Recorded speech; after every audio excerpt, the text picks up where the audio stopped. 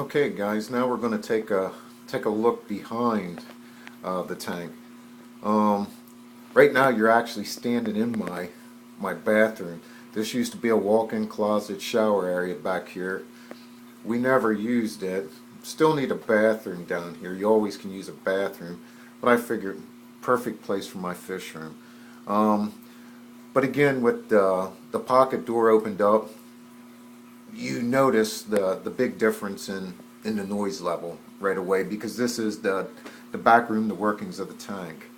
But again, you can see my return plumbing. Each return has a gate valve that I can adjust the flow independently, however I choose. And again, the tank is drilled for 2 closed loops. The valves are already in place. The Ocean Motion unit itself actually arrived Friday, so hopefully this weekend I'll get the tank drained down, get the Ocean Motion plumbed, put the water back in, and I'm going to fire it again. There's going to be a little more updating on the tank about some stuff that's going to go on, but I'll leave that for a little later on. And again, you can get a pretty good idea. You have to excuse my fish room back here. I'm still working and stuff just scattered everywhere.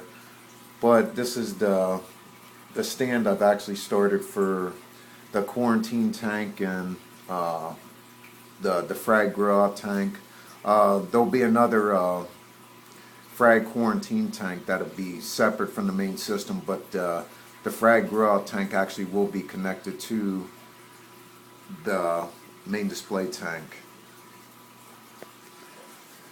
And as we make our way around the room, you'll get a pretty good glimpse of the overflow box. Hopefully, you'll notice a lot of bubbles in the overflow box. That's primarily due to the height that the water's dropping from the tank. One thing I can do to minimize that is actually raising the height of the stand pipes here.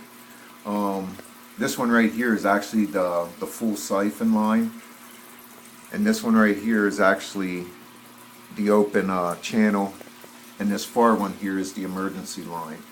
But again, it gives you a pretty good idea of the flow flowing through the tank, and that's with the MPs 60s, and I'm only running 2 of them right now. They're down about 50%. So 50% of the MP60s in the return pump, and I'm getting that kind of flow across the tank. And again, you can kind of get an idea of the MP60s, where they're going to be mounted on the overflow side of the tank. And again, there's the ball valve that you use to adjust the overflow box. And again, a quick shot of the sump area. You'll see a little water dripping there. That's actually from my emergency standpipe. For whatever reason, the 1.5 PVC is a little sloppy in the Schedule 80 bulkheads, and I just have them set in place, but I figure with the little Teflon tape, it'll seal them up good enough for the purposes. On the end of the tank right here, you'll see my dual BRS reactors. I'm going to run GFO and carbon in those right there. And you'll actually see some of my wiring nightmare. I was pricing out 12-2 cable at Lowe's, and I just happened to think about Harbor Freight and went to Harbor Freight and got a good deal on 100-foot extension cord, 12-3 extension cord, so I figured, you know what, for the price, I'll just chop it up. But anyways, I ran 4 separate lines that run to 4 separate outlets that I'll show you here shortly. But the purpose of this is I want minimum wires running, hanging, visible, that sort of thing. And in this area right here is where I'm planning to mount my master control panel. And that'll be where the Apex will be housed, the controllers for the Vortex, the battery backups, and everything I plug into the energy bar, the Apex. So I wanted, again, everything with its own dedicated cord that gets plugged into the Apex. That way it can be programmed and I can shut things off from there.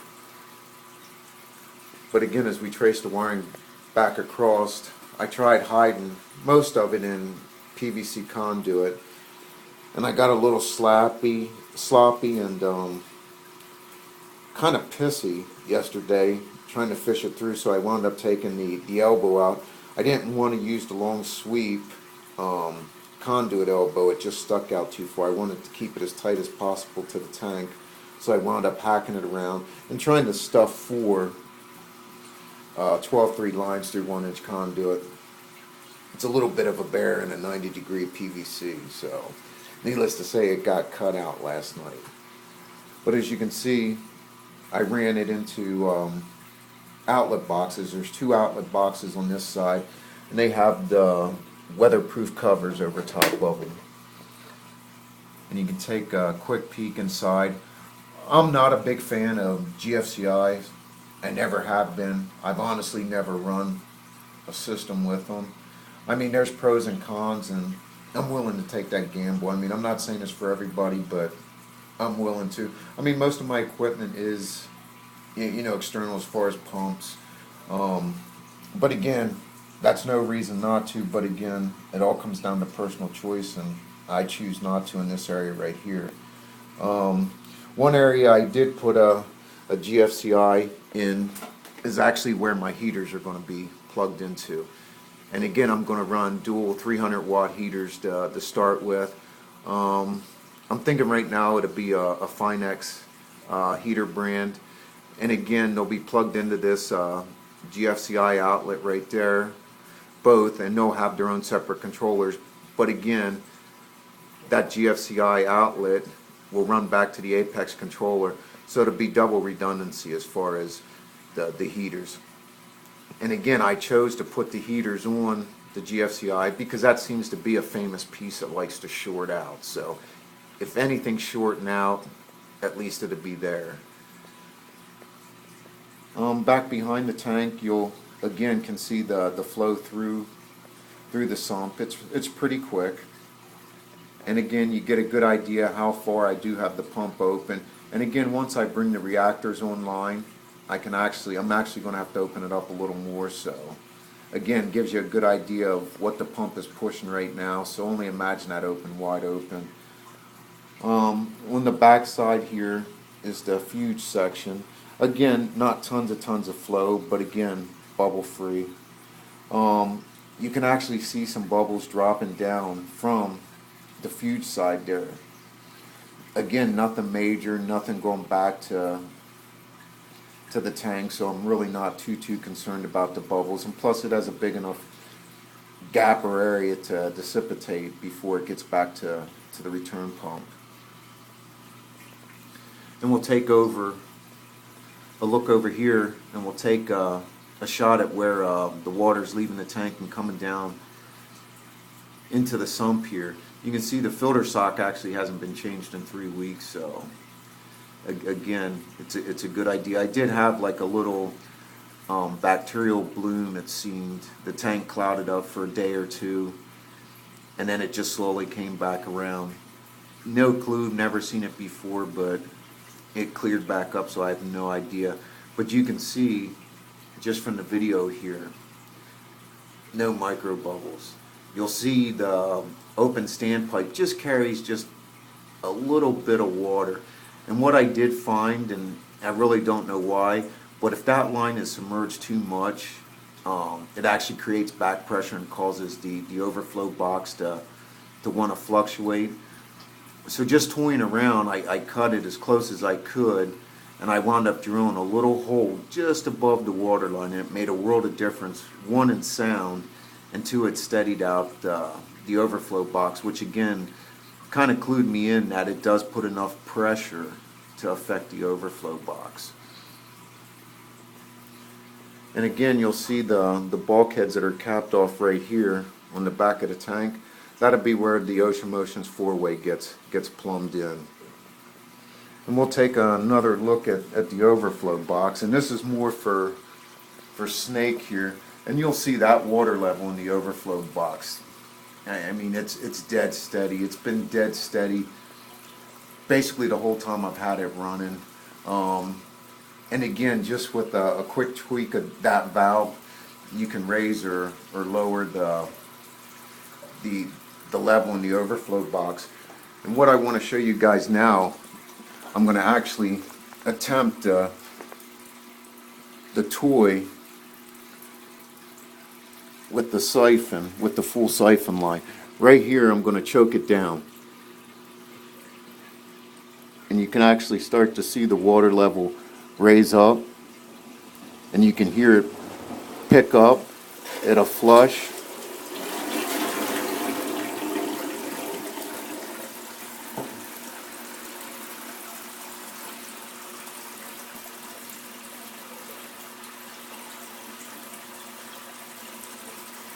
And you'll start to see it bounce back.